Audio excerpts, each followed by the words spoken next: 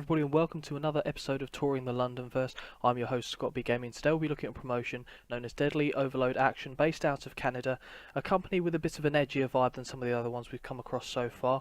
Hopefully you'll enjoy the company and the roster that they have at their disposal. As you can see from the main section of the screen here, I've selected James' avatar as per usual. The default stats have been set, so we're straight down the centre in all aspects of being a promoter. So we'll just go straight into the game from here. And what we're going to do, as per usual, we'll go straight to the home hub of the company.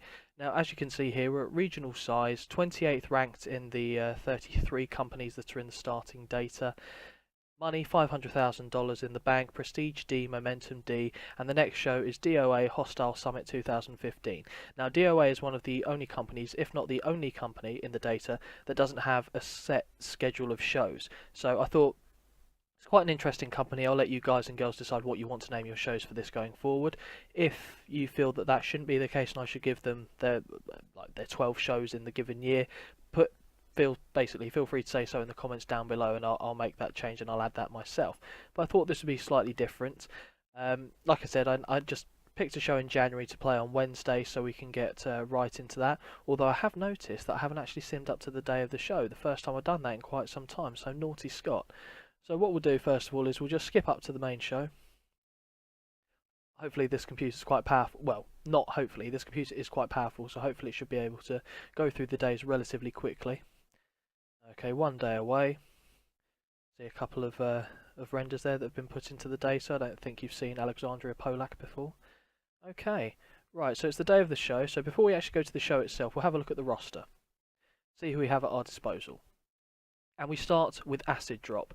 Now, Acid Drop's a little bit of a spot monkey. In fact, that is his style in the ring.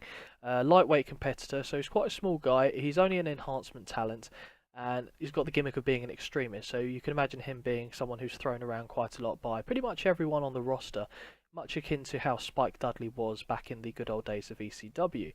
Now, that isn't to say that I think Acid Drop is akin to Spike Dudley in other aspects, but I do think that that is where he does share similarities with him.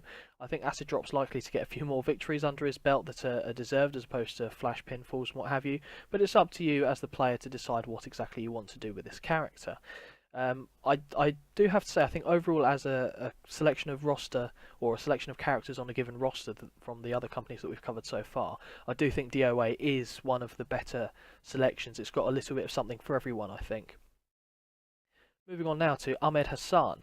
Now, Ahmed Hassan is a middleweight competitor. He's a main eventer in this company. He's got the disposition of being a face, and he's got a badass gimmick.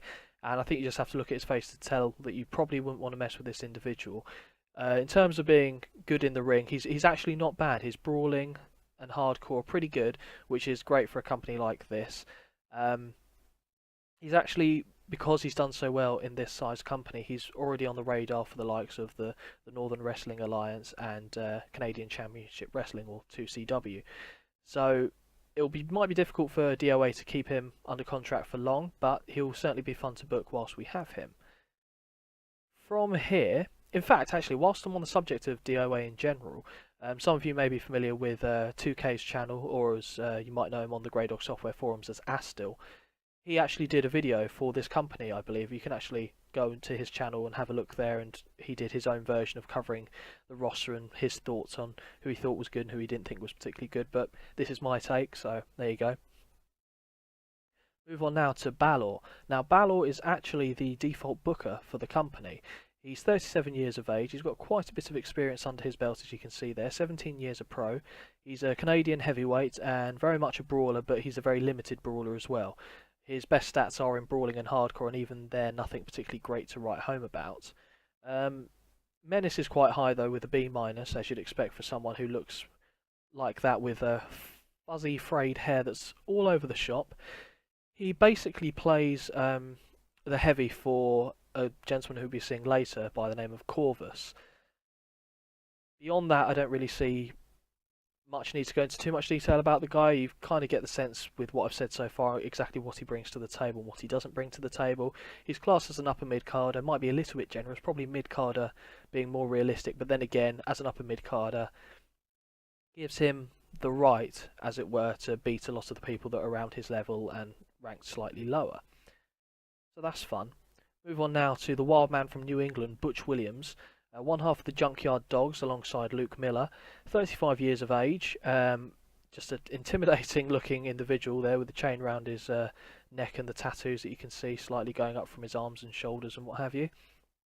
Got the style of Psychopath. He's got a redneck gimmick, a little bit of a hillbilly. Wouldn't say that to his face. I guess I am saying it to his face, but you know what I mean. In terms of in-game, I wouldn't want to say that to his face for fear of what he would do to my face as a result. In-ring, nothing too special, but again, everything has to be tempered as far as expectations with the size of company it is. This is a regional company, so you have to take that into consideration. But as a tag team worker, he's actually pretty damn good. So definitely worthwhile keeping around on the roster. Move on now to Mr. Cole Abrams, a young and exciting Canadian wrestler, allegedly. He's an upper mid-carder, fun babyface. I see him very much as looking like a natural heel, just by his picture. So it'd probably be quite interesting to try and book him as a legitimate face. At least I think I would find a struggle with that. But in ring, he's not bad. I was discrediting him slightly. He's certainly got areas where he can improve upon. 26 years of age, he has time to do that. But yeah, in general, I think he's going to be pretty good for the company long term if we can keep hold of him. Move on now to the man I mentioned previously, and that is the Masked Corvus. Now, Corvus is a main eventer, cult leader gimmick, which is rated A star, which shows you how well that's going over. Cell-phone mask, and he's managed by Maria Slater. Obviously, as I said earlier on, he's got a lackey in Balor to do his bidding, but he's not the worst himself. If you look at his brawling and hardcore ability, it's actually better than that of Balor, but Balor's obviously just a bigger, more physical and intimidating guy, so that's why that relationship has formed. He's not the champion in the company, and I think he's someone that you could definitely continually feud, or always have there or thereabouts with the title.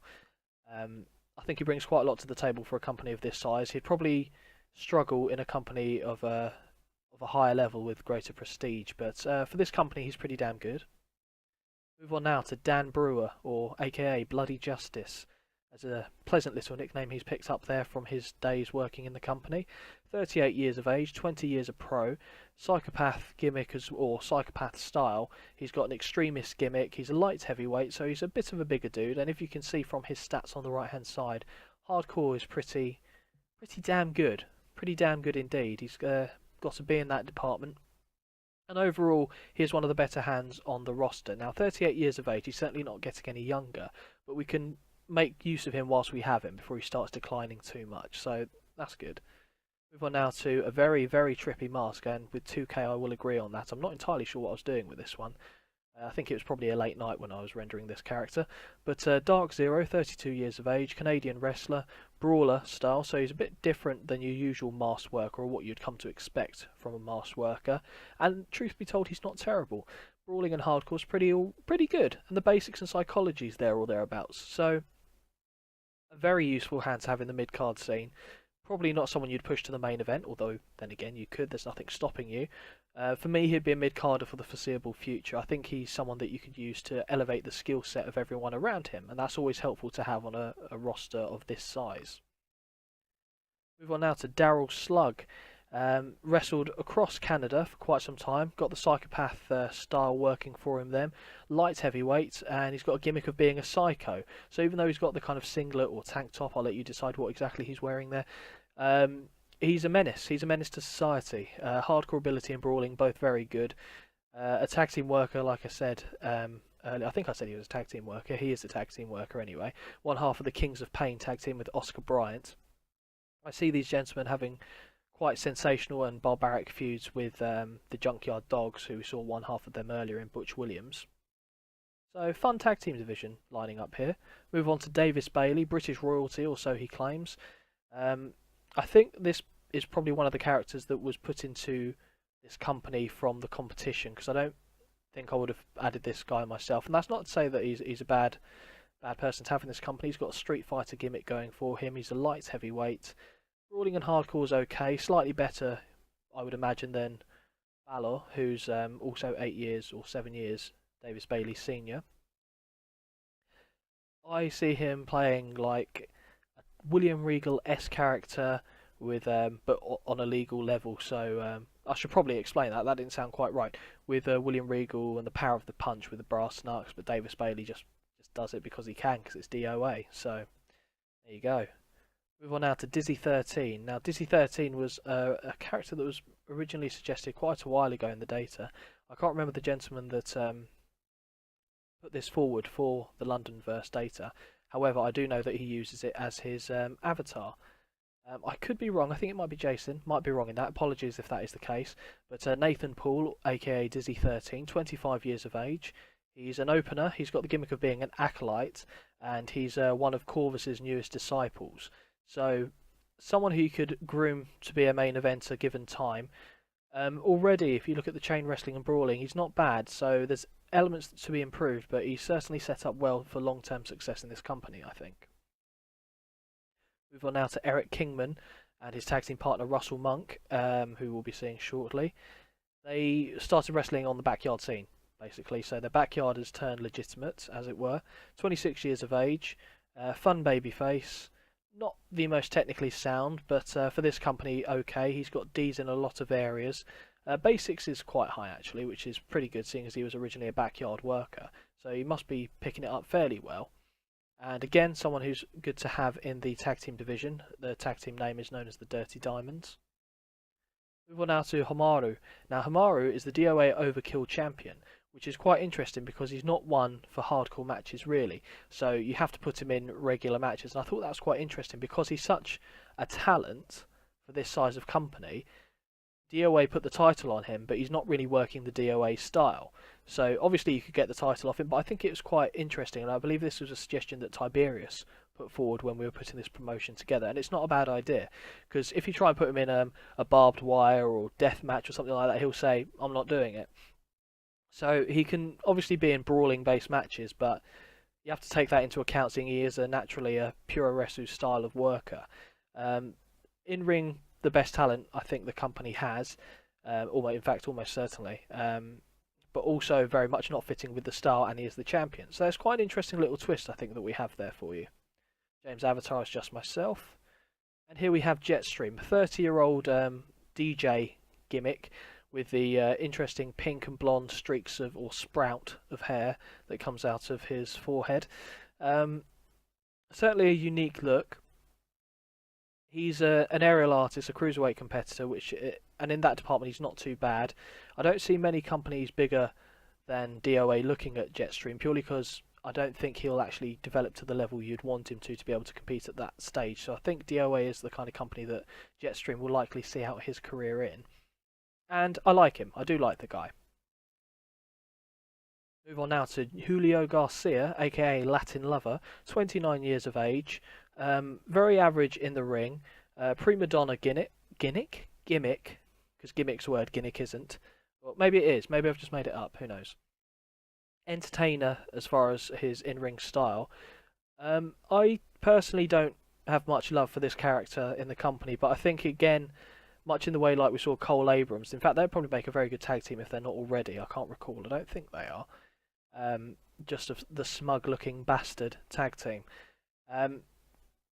I wouldn't get rid of him, lower mid-carder. You could probably get some decent matches out of him, but not someone I'll be looking to push in the immediate future.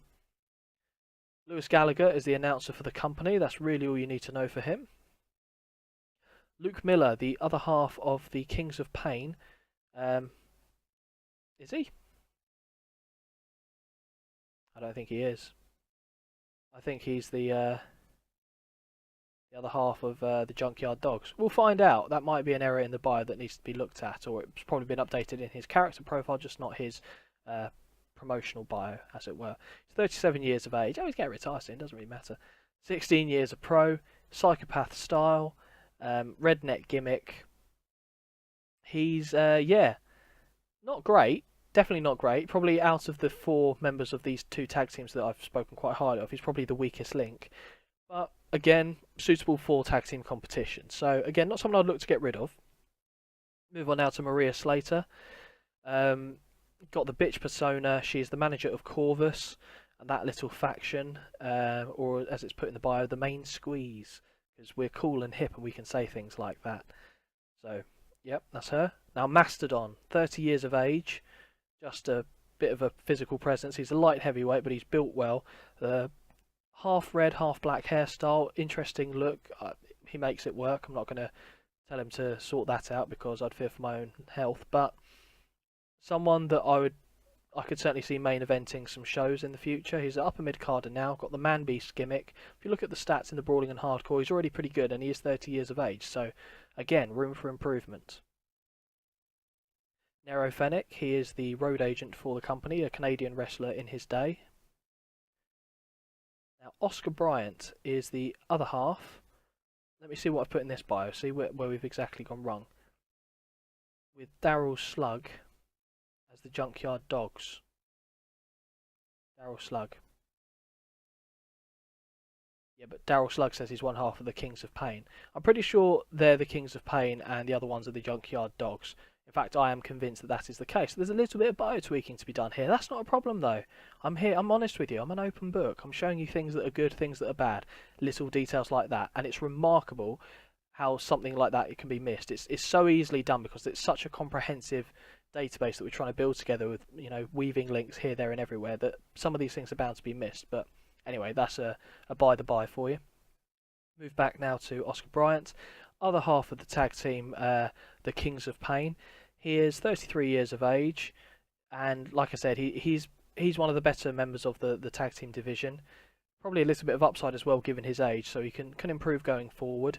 I'm certainly happy to keep him around. He's a mid carder, probably stay there for a while though. I wouldn't want to push him too high up the card. Philip Eisen. Now, Philip Eisen is the owner and founder of Deadly Overload Action, and he's also the colour commentator. So obviously I'm the owner for the purpose of this video, so he's still got a role to perform with us, which is good.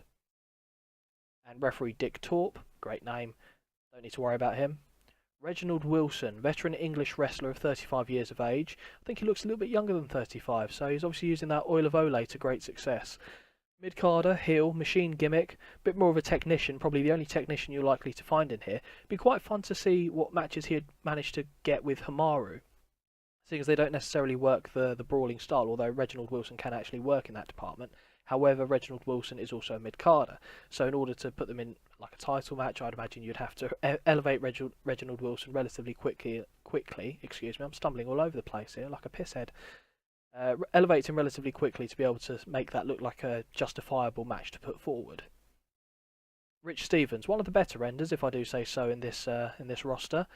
Signed by the promotion in 2008. He is a main eventer, got the gimmick of being a psycho. I see him more like a Raven type character in the way that he kind of talks and how he acts. So that's how I look at it, but we've labelled it as being a psycho for the purpose of this. 31 years of age. In-ring wise, he's pretty good actually. This is someone I'd consider taking the belt from Hamaru, along with the likes of Dan Brewer, although Dan Brewer would need a different kind of match, I think, to be able to show his wares, a match that Hamaru would likely not want to be in. Yeah, one of the better talents on the roster, and very glad to have him here. Move on now to Roach, the psycho runt of the litter. He does what he told no matter what. He's part of the Filth stable, which is headed up by Corvus. He's very much the Spike Dudley of the company. He does just get thrown around, even though he's only classed as a regular wrestler. He just doesn't really do anything. His chain wrestling's not too bad, but everything else is nothing to write home about. I see it being quite an interesting storyline to develop, though, over the months with Roach being part of that stable. His gimmick is that of a masochist. It's quite fitting, I think. Ron Masters, 31 years of age. Has quite a good physique and a good look, but not the best wrestling career so far. And you can see from his stats, he's really not that good. His basics and psychology is decent, but everything else in terms of actual in-ring acumen is lacking severely. So he's got the opener status here, and it really does. It's quite an indictment seeing that Ron Masters is even an opener in this company, because based on everything that he had going for him when he came into the business, a lot more was expected of him. Unfortunately, he's just kind of still slumming it on the indies, and I don't know how he'll develop, but it'll be an interesting, side story to take a look at and see how that develops. Move on now to the other half of the Dirty Diamonds tag team, and that is Mr. Russell Monk, 26 years of age. Aerial wise, he's not bad, and again, he's got a spot monkey style. Lower mid-carder, face, fun baby face, a lighter-hearted tag team in the tag team division, which is full of psychopaths, so that's great. Filled full of. That sentence just came out of my mouth. ScottBGaming, 2016. Filled full of. Yeah, again, happy to have him there. Wouldn't push him up the card too much, but potentially if you wanted to change the direction that DOA goes in, he's someone that you could look at using as a potential star going forward. And finally, the most extroverted character on this roster, Mr. Terry Adonis, aka the Beautiful Legend. I think this was one of the character submissions in the competition, and this was absolutely fantastic. It was too good not to have in DOA. It's got pretty good brawling and hardcore ability. Got the fabulous heel gimmick going. Someone who basically plays a bit of an effeminate character but will kick your ass when the time calls for it, and I think that's pretty good. In fact, it says he's a vicious brawler and he's competed in a lot of violent matches, so you can't judge a book by its cover. And that nicely brings us to the end of the DOA roster. Like I said, it's quite a diverse roster from head to foot, and I hope you guys have liked that. So what we'll do from here is we'll close that, obviously. Don't need to look at the product. Storylines, I haven't set any up, but we're not required to run any, so it's not a problem. Titles, again, these title renders created by the fantastic Mr. MJ Stark, thank you very much. The DOA Overkill title held by Hamaru, as we see there, and the DOA Tag Team titles as held by, it's not going to tell me, but I'm going to say it's the Kings of Pain. So there we go. Have a look at the tag teams. We've got Britain's Finest, which is Reginald Wilson and Davis Bailey. The Acolytes, which is Roach and Dizzy 13. Dirty Diamonds, Russell Monk and Eric Kingman. The Filth, which is Corvus and Balor. The Junkyard Dogs, which is Butch Williams and Luke Miller. And the Kings of Pain, Oscar Bryant and Daryl Slug. Knew I was right. I'm always right. So, quite a deep tag team division considering the size of promotion this is, which is good. And obviously for the stable, we've got The Filth, which is Balor, Corvus, Dizzy 13 and Roach. And obviously Maria Slater when she's doing her stuff. And we'll have a look now at the creative meeting. So the franchise players, we've got Corvus, Hamaru, Rich Stevens, Ahmed Hassan, Dan Brewer. Next big things, no one, I wouldn't expect there to be any. Hot prospects, Latin Lover, Russell Monk, Dizzy 13, Acid Drop and Eric Kingman. Apart from Latin Lover, I'm quite happy with that. Talk the Talk, just got Corvus and Daryl Slug. Showstoppers, Reginald Wilson, the only technician. Ring Generals, same thing. Who's hot, no one, who's not. Latin Lover, Oscar Bryant, Eric Kingman, Russell Monk and Roach. Time Decline, no one's on that list. Hidden Gems, we'll just have a look at a few people that are on this list. Clayton Purdy, Kenneth Fairmount, Bobo the Hardcore Clown, CJ Hunter and Cornbread Grits Jr. So Cornbread Grits Jr. making his first appearance there on the Who We Should Hire list. 24 years of age, son of legendary worker Cornbread Grits Sr. Won't go into too much about that because you don't need to know, it's not part of this promotion. But nice to see that some of the free agents that I've been putting in recently are making an appearance. Right, so now that brings us to actually going to book a show. Yep, Varsity Arena in Ontario is perfectly fine. Backstage rating of 60%, not one of the worst ones we've actually come across, so that's fine. 2 hours of show we need to book. Okay, right. So, where are we going with this? Amaru, I believe, is a face. I'm not going to put him in a silly match because he won't do it, flat out. So, we will put him, assuming he is a main event face, which he is. We'll see who the other main eventers are. It needs to be a heel. Corvus could work. Rich Stevens is heel, so we'll go with that. I did mention that in there, covering the roster or their bios. That probably make for an interesting outing. Someone who could take the title theoretically of Hamaru. He won't for the purpose of this though. Change, Hamaru's going to win. Rich Stevens will take the loss.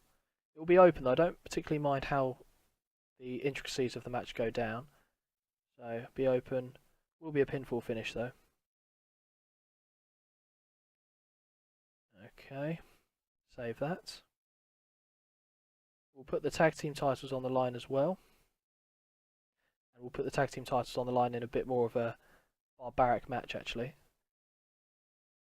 Yeah, why not? So tag team. What are we going for? Could do double dog collar, first blood. We'll just go for the hardcore one, I think. And we'll put the Kings of Pain, who are the tag team title holders. Heel tandem. Junkyard Dogs are face. I think that makes for a very brutal and barbaric outing. So, save that. And to make it interesting, I'll let the computer decide who's going to win this tag team title match. I'll just set certain limits of it, so it will go 16. Do you know what? Honest to God, I can't remember how long I made the main event go already. That's quite bad. We'll have to have a look at that. Yep, like I said, I'm not going to micromanage that. 18 minutes. Yeah, I'll make that go a little bit longer. Only, let's say 20. I think both of them have that in their tank. Put another match here. This is mostly going to be matches, to be fair. A company like this doesn't need too many talking angles. Let's exclude booked. We will have, I want Dan Brewer in a match against Ahmed Hassan. I know what I want to do with him. Terry Adonis maybe, because I think that'd be quite interesting. I was about to say Clash of Stars, but they're both mad brawlers, so not really. 12 minutes. Victor. I see, I automatically went for Dan Brewer there. I don't think I want him to win, actually. So we're going to have Terry Adonis win. Get rid of Dan Brewer. It will be an open match, though. And I'll even let them decide their own finish. Again, not going into too much detail, just giving you a flavour for the promotion. I want a tag team outing between The Filth and Ahmed Hassan and a tag team partner of, well, my choosing. I just haven't decided who yet. So, The Filth against Ahmed Hassan. And Cole Abrams could work. Don't really want him to work there, though. Might have to do. And Mastodon. Mastodon will work. That's a hell of a tag team, actually. Ahmed Hassan and Mastodon. I think we'll have Hassan and Mastodon get the win. 12 minutes there. Don't want to make Balor blow out his asshole in the match. Ahmed Hassan will get the win. I'll even have Corvus take the loss, actually. Open match. We'll leave it as that. Corvus is unhappy at the booking of this match. Okay, fine. Keep strong. Probably ding it slightly, but oh well, it's only the one match. And Ahmed Hassan is a main eventer, so don't really know why Corvus is getting his knickers in a twist that much.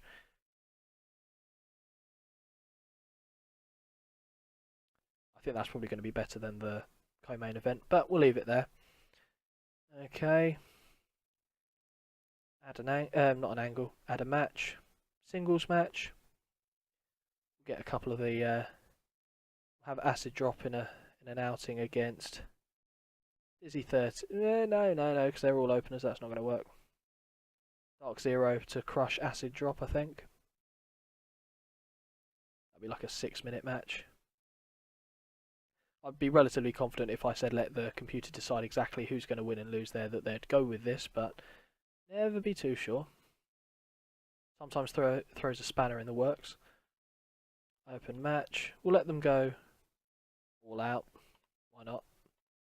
Open the show, let acid drop get a few flippy floppy moments in. Okay, there that is. I think we'll put another tag team match on. Okay, tag team match. Okay, so we've got the Dirty Diamonds, a face tag team. Put them against Britain's Finest. Don't really mind who wins this one. Not that long. That was me not paying attention. 8 minutes. 10 minutes. I think really a toss of a coin here. Well, as Davis Bailey came up, we'll give it to him. We'll have Eric Kingman take the loss. Open match though. Go for a save. It'll be quite early on in the show, probably before the Dan Brewer Terry Adonis farce. Need to book at least 2 more minutes, but we're going to go longer than that. Okay, singles match. Put a couple of promos in there. The likes of Corvus will give a go. See, Dizzy 13 I'd actually like to get a win on here, but there's no one. See, Jetstream is someone that I could see him beating. I might have that. I don't think Jetstream's going to like this, but that's what we're going to go with. Again, it's going to be a quick match at the beginning of the show. Dizzy 13, lose to Jetstream. I'll be willing to make Jetstream still look relatively strong. Oh, he took it. Good man.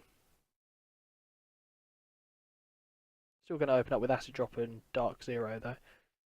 And we'll put a couple of angles in here, so we'll get a talking segment for Corvus, I think. So, promo, singles generic. Just be Corvus. No, not Cole Abrams, definitely not Cole Abrams. Sort it out. 5 minutes. Put that a bit earlier in the show. Actually, before his match, that seems to make sense. And we will also go at an angle. It'll be a brawl. Backstage brawl. And it will be, say, Dan Brewer and Terry Adonis carrying on brawling backstage after their match. That's going to tank, but I'm okay with it.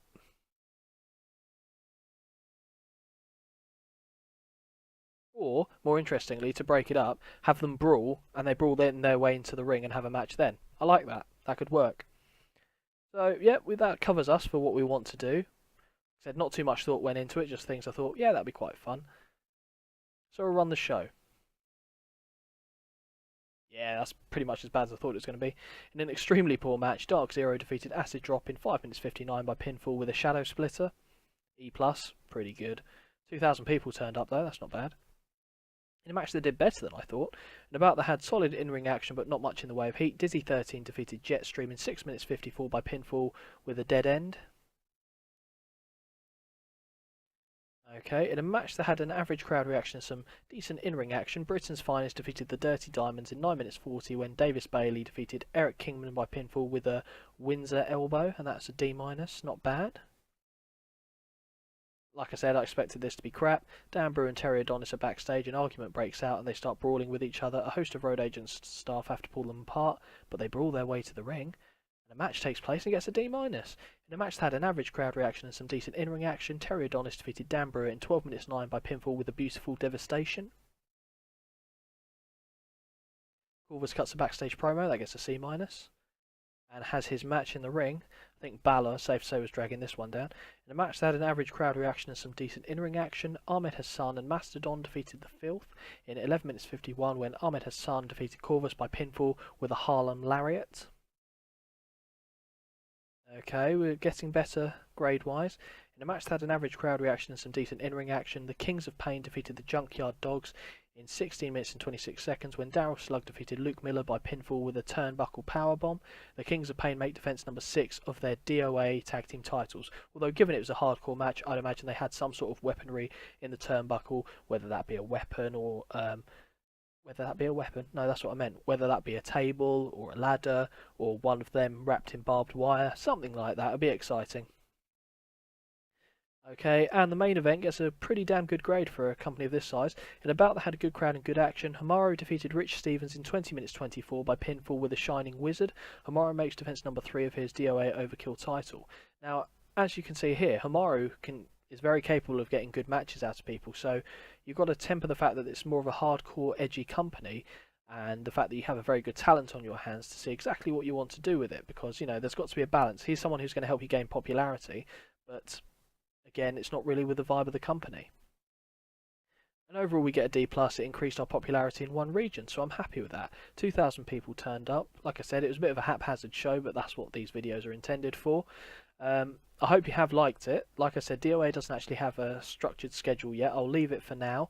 If you guys or girls think that I should put one in for them, let me know in the comments below. If you have liked this video in general though, do give it a thumbs up, like it, and hit subscribe. We're at 53 subscribers now. We're doing fantastic. I do appreciate all your support. As I said in not the last video, but the video before, the episode or the 50th subscriber special video is hopefully going to be done tomorrow night, so hopefully it'll be out for you guys tomorrow. Can't make any promises, it depends on another individual as well. It will all make sense though when you see the video. Also, I have a special video coming up which should be coming out probably later today, so keep your eyes open for that. And for those of you that are new to this, I've bent into the will that is social media, and I've created a Twitter account. Never thought I'd be doing that. Never thought I'd be doing that. But anyway, the link for that will also be down below. So thank you guys for watching this. Until next time, I'll see you around.